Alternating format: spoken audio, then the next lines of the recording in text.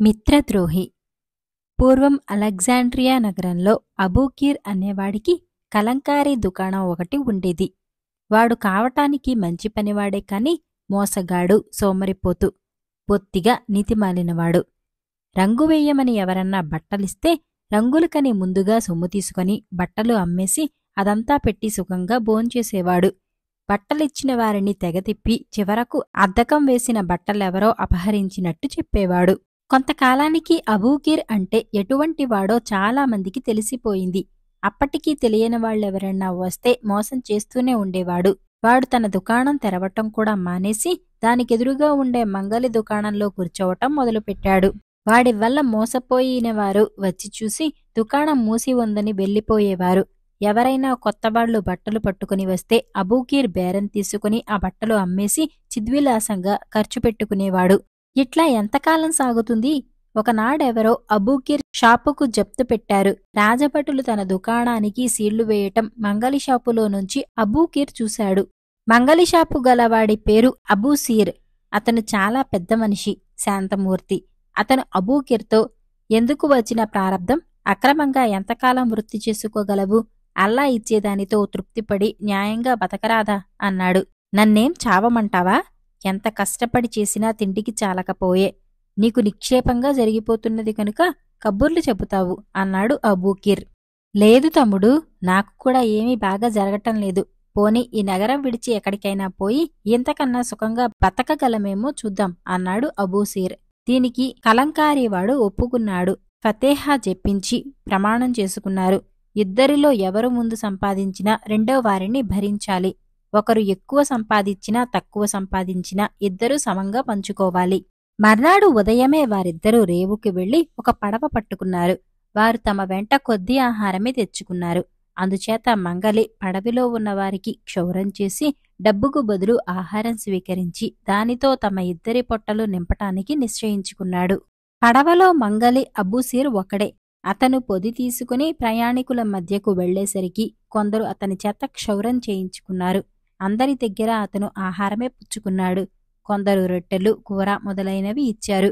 మరికొందరు చిల్లర డబ్బులు కూడా ఇచ్చారు. పడవ మీద మంగలి ఉన్నట్టు తెలియగానే సరంగు అతని కోసం కబురు చేశాడు. అబూసీర్ సరంగుకు క్షౌరం చేసి డబ్బులివ్వపోతే తీసుకోక తమ కథ యావత్తూ అతడికి చెప్పుకున్నాడు. అయితే భోజనం వేళకు నీ మిత్రుణ్ణి కూడా వెంట పెట్టుకురా, వంట చేయిస్తాను, నాతోనే భోంచెద్దురు కాని అన్నాడు సరంగు. మంగలి సంతోషించి తాను సంపాదించిన ఆహారమంతా మూట కట్టుకుని కలంకారీవాడున్న చోటికి తిరిగి వెళ్లాడు. ఆ సోమరిపోతూ పడవ ఎక్కినది మొదలు అట్లాగే పడుకొని నిద్రపోతున్నాడు. అబూసీర్ వచ్చి లేపగా వాడు, ఏమీ అనుకోకు అన్నా, నాకు చాలా పైత్య వికారంగా ఉంది, లేచి నిలబడలేను అంటూ మంగలి తెచ్చిన రొట్టెలు, కూర గబగబా నోట కుక్కుకోసాగాడు. ఇవెందుకు తింటావు? మనిద్దర్నీ సరంగు భోజనానికి రమ్మన్నారు. వేళ కావచ్చింది కూడా అన్నాడు అబూసీర్. నేనెట్లా రాను? లేస్తేనే ఒళ్ళు తూలుతుంది అంటూ అబూకీర్ తన పొట్ట ఆత్రంగా నించుకున్నాడు. మంగలి ఒక్కడే రావటం చూసి సరంగు, నీ స్నేహితుడెక్కడా అన్నాడు. అతనికి ఒళ్ళు తిప్పుతున్నదట అని జవాబిచ్చాడు మంగలి. భోజనాలయ్యాక సరంగు ఒక పళ్ళెం నిండా భోజన పదార్థాలు పెట్టించి కలంకారీవాడి కోసం మంగలి వెంట పంపాడు. మంగలి కష్టపడి సంపాదించిన ఆహారం యావత్తూ ఖాళీచేసి నిద్రపోతున్న అబూకీర్ నిద్రలేచి సరంగు పంపిన పళ్ళెం కూడా ఖాళీచేసి మళ్లీ నిద్రకు పడ్డాడు. ఈ విధంగా 20 రోజులు సముద్రం మీద ప్రయాణం చేసి పడవ ఒక నగరం చేరింది. ఇద్దరు స్నేహితులు పడవలు దిగి నగరంలోకి వెళ్లి ఒక సరాయిలో గది అద్దెకి తీసుకున్నారు. అందులో ప్రవేశించినది మొదలు కలంకారీవాడు ఒకటే నిద్ర. మంగలి, అబూసీర్ మాత్రం బయటకు వెళ్లి తన వృత్తి చేసుకుని కూరనార కొనుక్కొని ఇంటికి వచ్చేవాడు. వంట చేసేవాడు. స్నేహితుడికి పెట్టి తాను తినేవాడు. అబూకీర్ భోజనానికి మాత్రం నిద్రలేచి మళ్లీ వెంటనే పడుకొని నిద్రపోయేవాడు. అబూసీరు అతనితో, ఏమిటి సోమరితనం అని ఎన్నడూ అనలేదు. పైపెచ్చు తనకు పని లేకపోయినా నగరం వినోదాలు చూడటానికి బయటకు పోతూ, నేను పోతున్నాను, నువ్వు విశ్రాంతి తీసుకో అనేవాడు. ఈ విధంగా 40 రోజులు గడిచాయి. 41వ రోజున మంగలి అబూసీర్కు జబ్బు చేసింది. అతను సరాయ్ నౌకరును బతిమాలి అతని ద్వారా తనకు కావలసిన తిండి అది తెప్పించాడు. అబూకీర్ మట్టుకు ఇంకా తింటూ నిద్రపోతూ ఉన్నాడు. మరి 4 రోజులు ఈ విధంగా జరిగినాక అబూసీర్ జ్వరం తీవ్రమై అపస్మారక స్థితి ఏర్పడింది. అందుచేత అతను సరాయి నౌకర్ను పిలిచి డబ్బులిచ్చి బజారు నుంచి తిండి తెప్పించలేదు. వేళకు తిండి రాకపోయేసరికి కలంకారీ అబూకీర్కు ఆకలి దహించసాగింది. అతను లేచి అబూసీర్ చొక్కా వెతికాడు. అందులో కొంత డబ్బు దొరికింది. అది చేతపట్టుకుని ఎవరికీ చెప్పకుండా గది తలుపులు మూసి అబూకీర్ నగరంలోకి వెళ్ళిపోయాడు. నగరం చాలా దివ్యంగా ఉంది. కాని ఒక చిత్రం కనిపించింది. ఆ నగరంలో ఏ మనిషి చూసినా తెల్ల దుస్తులు, నీలిరంగు దుస్తులు వేసుకొని కనపడ్డారే కాని ఇతర రంగుల దుస్తులతో ఎవరూ కనిపించలేదు. దానికి కారణం తెలుసుకుందామని అబూకీర్ అక్కడ ఒక కలంకారీ దుకాణానికి వెళ్లి, నా చేతి రుమాలుకు రంగు వేయాలి. ఏ రంగు వేస్తారు, ఎంత పుచ్చుకుంటారు అని దుకాణదారుని అడిగాడు. నీలిరంగు వేస్తాం, 20 వెండి కాసులు పుచ్చుకుంటాం అన్నాడు దుకాణంవాడు. కొంచెంసేపు సంభాషించిన మీదట అబూకీర్కు ఆ ఊరి రహస్యం తెలిసిపోయింది. అక్కడ నీలిరంగు చౌకగా దొరుకుతుంది. ఆ ఊరి కలంకారీ వాళ్లకు మరొక రంగు వేయటం చేతకాదు. వారు అంతేసి మజూరీ పుచ్చుకోవటానికి కూడా కారణం ఉంది. ఆ నగరంలో కలంకారీ పనిచేసేవారు 40 మందే ఉన్నారు. వారంతా కట్టుగా నిలబడి కొత్తవారినెవర్నీ ఆ వృత్తిలోనికి రానివ్వకుండా అడ్డుకుంటున్నారు. 40 మందిలోనూ ఎవరైనా చేస్తే వారి పిల్లల్లో ఎవరో ఒకరికి కలంకారీ పని నేర్పి ఆ వృత్తి చేసుకొనిస్తారు. ఈ విషయాన్ని తెలుసుకుని అబూకీర్ నేరుగా ఆ నగరపు రాజుగారి వద్దకు వెళ్లాడు. తనకు కలంకారీ పని తెలుసునని, తాను బట్టలకు ఏ రంగు కావాలంటే ఆ రంగు వేయగలనని, అందుచేత తనకు కలంకారీ దుకాణం పెట్టుకునే అవకాశం ఇప్పించమని అడిగాడు. రాజు ఈ మాట విని ఆశ్చర్యపోయి, అబూకీర్ కలంకారీ దుకాణం పెట్టుకునేందుకు అనుమతి ఇవ్వటమే కాక పెట్టుబడికి 5,000 బంగారు కాసులు, సహాయపడేందుకు కొందరు బానిసలు, ఉచితంగా ఇల్లు ఇప్పించాడు. అబూకీర్ ఆ దుకాణంలో తనకు కావలసిన సరకు సరంజామా అంతా ఏర్పాటు చేసి రాజుగారు పంపిన తానులకు రకరకాల రంగులు వేసి దుకాణం ముందుర అట్టహాసంగా ఆరగట్టాడు. జనం విడ్డూరంగా ఎగబడి రంగురంగుల బట్టలకేసి నోళ్లు తెరుచుకొని చూడసాగారు. వాటిని చూసి రాజుగారు పొందిన ఆనందానికి మేరలేదు. ఆయన అబూకీర్ మీద కనకవర్షం కురిపించాడు. గొప్ప గొప్ప రాజోద్యోగులందరూ తమ బట్టలను అబూకీర్ వద్దకు పంపి రకరకాల రంగులు వేయించుకున్నారు. చూస్తుండగానే కలంకారీ అబూకీర్ అధికారము, సంపద కూడా అంతులేకుండా పెరిగిపోయాయి. అక్కడ సరాయిలో మంగలి అబూసీర్కు 3 రోజుల పాటు స్పృహ రాలేదు. గది తీసుకున్నవారు ఏమయ్యారో చూద్దామని నౌకరు వచ్చి చూసేసరికి అబూసీర్ మూలుగుతున్నాడు. అతనికి అప్పుడే స్పృహ వచ్చింది. నా చొక్కాలో డబ్బుంటుంది, తీసుకుపోయి నాకేదైనా తాగేందుకు తెచ్చిపెట్టు బాబూ అన్నాడు అబూసీర్. కాని చొక్కా జేబు ఖాళీగా ఉంది. అబూకీర్ ఏమయ్యాడో తనకు తెలియదన్నాడు నౌకరు. అబూకీర్ తనకు ద్రోహం చేసి వెళ్లిపోయాడని తెలుసుకుని అబూసీర్ కంటతడి పెట్టాడు. నౌకరు అతన్ని ఓదార్చి అతనికింత జావ తానే కాచిపోసి తన డబ్బుతోనే అతన్ని పోషిస్తూ సమస్తమైన సేవ చేశాడు. చివరకు ఒకనాడు అబూసీర్కు ఒళ్లంతా చెమటలు పట్టి జ్వరం దిగిపోయింది. అతను సరాయి నౌకరుకు తన కృతజ్ఞత తెలుపుకొని అల్లా అనుగ్రహిస్తే త్వరలోనే రుణం తీర్చుకుంటానని చెప్పి బయలుదేరాడు. మంగలి అబూసీర్ వీధుల వెంట కొద్ది దూరం వెళ్లాడో లేదో అతనికి ఒక కలంకారీ దుకాణము, దాని బయట ఆరగట్టిన రంగురంగుల బట్టలు, వాటిని చూడటానికి మూగిన జనము కనిపించారు. అది అబూకీర్ దుకాణమని తెలియగానే మంగలికి పరమానందమైంది. పని తొందర వల్లనే అతను తనను తిరిగి కలుసుకోలేకపోయాడని కూడా అనుకున్నాడు. అబూసీర్ దుకాణంలోకి తొంగి చూసేసరికి అబూకీర్ లోపల కూర్చొని వైభవంగా కనిపించాడు. అయితే అబూకీర్ తన స్నేహితుణ్ణి చూడగానే సంతోషంతో లేచి వచ్చి కౌగిలించుకోకపోగా ఆగ్రహంతో గొంతెత్తి, తప్పుడు వెధవ, మళ్ళీ వచ్చావు, నీ దొంగమొహం ఇక్కడ చూపించవద్దని ఎన్నిసార్లు చెప్పాను అని అరిచాడు. మరుక్షణమే అబూకీర్ బానిసలు వచ్చి అబూసీర్ను పట్టుకున్నారు. అబూకీర్ లేచి వచ్చి అతన్ని తన కర్రతో గొడ్డును బాదినట్టు బాది, నీ మొహం ఈసారి ఇక్కడ చూపించావో రాజుగారితో చెప్పి నీ తల తీయించేస్తాను, జాగ్రత్త, పో అవతలికి అంటూ గెంటివేశాడు. అల్లా తనని పరీక్షిస్తున్నాడని తప్ప అబూసీర్ ఇంకేమీ అనుకోలేకపోయాడు. అతనికి స్నానం చేయాలని బలమైన కోరిక కలిగింది. కాని ఎంత దూరం వెళ్లినా ఒక్క స్నానశాల కూడా కనిపించలేదు. అందుచేత అతను దారేపోయేవాణ్ణి ఒకణ్ణి పిలిచి, బాబూ, సమీపంలో స్నానశాల ఏదైనా ఉంటే అక్కడికి వెళ్లేందుకు దారి చెబుదు అని అడిగాడు. స్నానశాల అంటే ఏమిటి అని ప్రశ్నించాడు దారేపోయేవాడు. పురజనులు స్నానాలు చేస్తుంటారే ఆ ప్రదేశం అన్నాడు అబూసీర్. పురజనులయ్యేది, రాజుగారయ్యేది స్నానం చెయ్యాలంటే సముద్రానికి పోవలసిందే అన్నాడు దారే వెళ్లేవాడు. ఆ దేశంలో స్నానశాలలు లేవని, వాటి సౌఖ్యాన్ని ఇక్కడ ప్రజలెరుగరని అబూసిర్కు అర్థమైంది. అతను నేరుగా రాజుగారి వద్దకు వెళ్ళి, ఇంత అందమైన నగరం ఉండి కూడా ఇక్కడ స్నానశాలలు లేవంటే ఇంతకంటే వేరే లోటుండదు అన్నాడు. స్నానశాలల్లో ఎటువంటి ఏర్పాట్లుంటాయో అబూసిర్ వివరించి చెప్పిన మీదట రాజు, బావుంది, నీకు కావలసినంత డబ్బిస్తాను. ఈ నగరంలో నీకు నచ్చిన చోటు చూసి ఆ ప్రాంతాన్న చక్కని స్నానశాల కట్టించి నడుపు. అది ఎట్లా నడుస్తుందో చూస్తాం అన్నాడు. రాజుగారి ప్రాపకంతో మంగలి అబూసిర్ నగర మధ్యంలో మంచి చోటు చూసి అక్కడ ఒక మనోహరమైన స్నానశాల కట్టించాడు.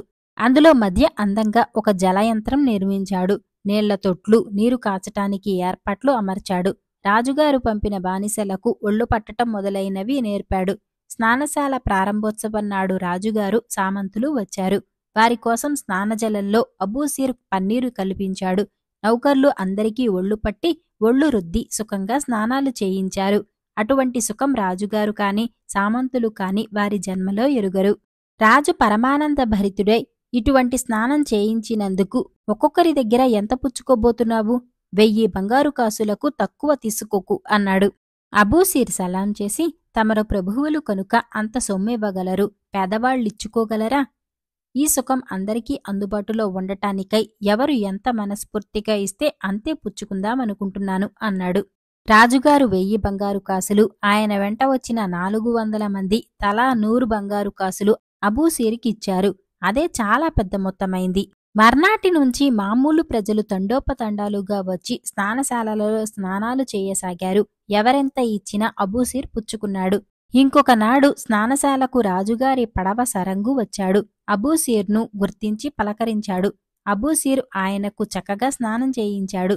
సరంగు అతనికి డబ్బివ్వపోయాడు కాని అబూసిర్ తీసుకోనిరాకరించాడు. ఈ లోపల స్నానశాలలను గురించి అందరూ మెచ్చుకోగా అబూకిర్ విన్నాడు. అతను స్వదేశం విడిచి వచ్చాక స్నానశాల అన్నది ఎరుగడు. అందుచేత అతను ఒకనాడు తన బానిసలందరినీ వెంటపెట్టుకుని అట్టహాసంగా స్నానశాలకు వచ్చాడు. అబూకిర్ను చూడగానే అబూసిర్ ఎదురుగా వెళ్లి ఆలింగనం చేసుకున్నాడు. అన్నా, మనం ఫతేహా పట్టించి ప్రమాణం చేసుకున్నాం కదా, ఒక్క మారైనా వచ్చి నన్ను చూసిపోలేదేం అన్నాడు కలంకారి అబూకిర్ ఆప్యాయంగా. రాకేం తమ్ముడు, వచ్చాను, నన్ను పట్టుకుని చావగొట్టి దొంగ అని తిట్టి సత్కరించావు అన్నాడు అబూసిర్. అబూకిర్ ఆశ్చర్యంగా, నేను కొట్టింది నిన్నా? ఎంత ఘోరం! చూశావా, నీలాంటి వాడే ఒక దొంగ వెధవ రోజు నా దుకాణానికి వచ్చి ఏదో ఒకటి కాజేస్తూ ఉండేవాడు. పోనీ పేదవాడు కదా అని మంచిగా ఎన్నోసార్లు చెప్పి చూశాను. చివరకు ప్రాణం విసికి ఒకనాడు కొట్టాను. అది నువ్వేనని నేను కలలో కూడా అనుకోలేదు సుమా అన్నాడు. నేను నీ దుకాణానికి ఒకేసారి వచ్చాను. ఆనాడే నన్ను తన్ని పంపావు అన్నాడు అబూసిర్ విచారంగా. అరెరే, నువ్వు ఫలానా అని చెప్పలేకపోయావా? ఎంత ఘోరం జరిగింది అన్నాడు అబూకిర్. అదంతా రాసిపెట్టి ఉండి జరిగిందనుకో, దాన్ని గురించి విచారించనవసరం లేదు అంటూ అబూసిర్ తాను ఈ స్నానశాల ఏర్పాటు చేసిన వైనమంతా తెలిపి అబూకిర్ చేత తను దగ్గర ఉండి మహావైభవంగా స్నానం చేయించాడు. స్నానం పూర్తి చేసి అబూకిర్ తన స్నేహితుడితో, అంతా చాలా బాగుంది కాని ఒక్క లోపం చేశావు అన్నాడు. ఏమిటది అని అడిగాడు మంగలి అబూసిర్ ఆత్రంగా. ఉల్లిపాషాణము సున్నము కలిపి నూరిన నలుగు కూడా ఉంటే నీ స్నానశాలకే లోటు లేదు కదా అన్నాడు అబూకిర్. అరెరే, దాని మాటే మరిచాను సుమా, రేపే ఆ నలుగు కూడా తప్పక ఏర్పాటు చేస్తాను అన్నాడు అబూసిర్. అబూకిర్ తన స్నేహితుడి దగ్గర సెలవు పుచ్చుకొని నేరుగా రాజుగారి దగ్గరకు వెళ్లి ఆయనతో ఈ విధంగా చెప్పాడు. మహారాజా, తమరు నమ్మిన బంటును కనుక ఒక హెచ్చరిక చేయవలసి ఉన్నది. తమరొక స్నానశాల కట్టించారు, బాగానే ఉన్నది. కాని అందులో తమరుంచిన మనిషి తమకు అపకారం తలపెట్టినవాడు. తమర్ని విషంతో తొదముట్టించటానికే ఈ స్నానశాల కట్టించాడు. సందేహం లేదు. అతని కథ చెబుతా వినండి. అతను నేను కూడా మరొక దేశపు సుల్తానుకు బందీలుగా చిక్కాం. నేను వారి రాజ్యంలో కలంకారీ దుకాణం పెట్టి బట్టలకు చిత్రవిచిత్రమైన రంగులు వేసి సుల్తాను గారిని మెప్పించాను. ఆయన నాకు స్వేచ్ఛ ఇచ్చి పంపేశాడు. ఈ మంగలి మాత్రం భార్యాబిడ్డలతో సుల్తానుకు బందీ అయి బయటపడలేకపోయాడు.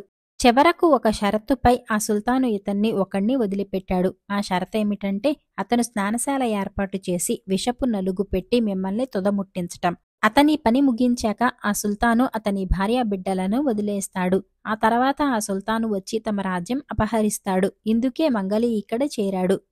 విషపు నలుగేమిటి? అబూసిర్ నాకే నలుగు పెట్టించలేదే అన్నాడు రాజు. కనుకనే తమరింకా క్షేమంగా ఉన్నారు. ఎప్పుడో తమకు ఉల్లిపాషాణపు నలుగు పెడతాడు. తమ క్షేమం కోరి చెప్పాను. హెచ్చరికగా ఉండటం మంచిది అని అబూకీర్ వెళ్ళిపోయాడు. రాజుకు అబూసీర్ మీద ఉండిన ఆదరమంతా ఆగ్రహంగా మారింది. ఆయన మర్నాడే సపరివారంగా స్నానశాలకు వెళ్ళాడు. అబూసీరు ఎంతో ఆదరంతో ఆయనకు స్వాగతం చెప్పి తానే స్వయంగా ఆయనకు ఒళ్ళు పట్టి ఒక రకం పిండి తెచ్చి ఆయనకు నలుగు పెట్టబోయాడు.